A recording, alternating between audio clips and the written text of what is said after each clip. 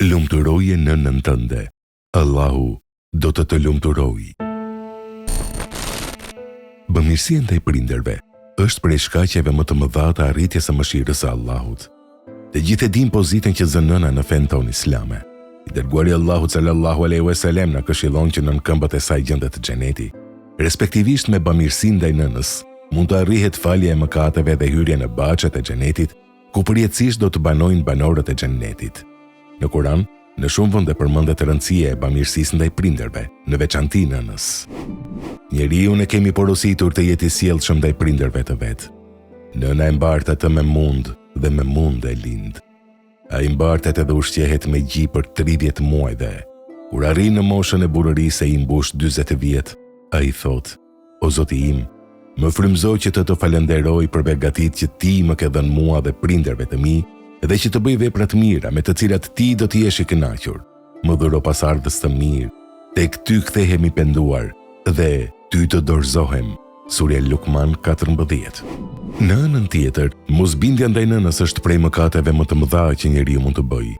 Mëkat shkatërrues për të cilin më së shpejti mund të arrihet zemrimi i Allahut dhe dënimi në këtë dhe në botën tjetër. Në vijim do t'i përmendim disa porosi rreth rëndësisë së bamirësisë ndaj nënës për këtë dhe botën tjetër. Nëse nënën e ke gjallë, përkushtoju dhe bëj çmos që ta lumturosh. Betohem në emër të Allahut se nuk ka vepër më të ndershme t'i afrohesh Allahut dhe të arrish sukses se bërja e prindërve të lumtur, në veçanti të lumturosh nënën tënde. Ta bësh nënën të lumtur është prej shkaqeve më të mëdha për shkak të cilës do të arrish sukses te Allahu. Bëj gjëra që do të bëjnë të lumtur.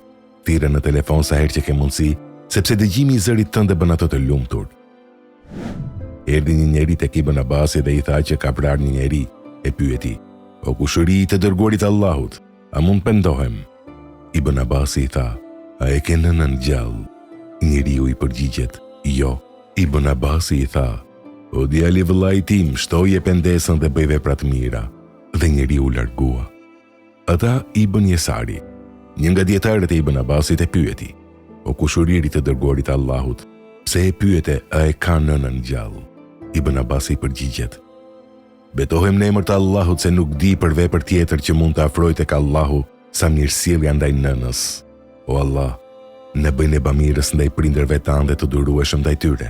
O Allah, fali dhe mëshiroj prindrit tanë, ata që janë gjallë dhe ata që kanë vdekur. Amin."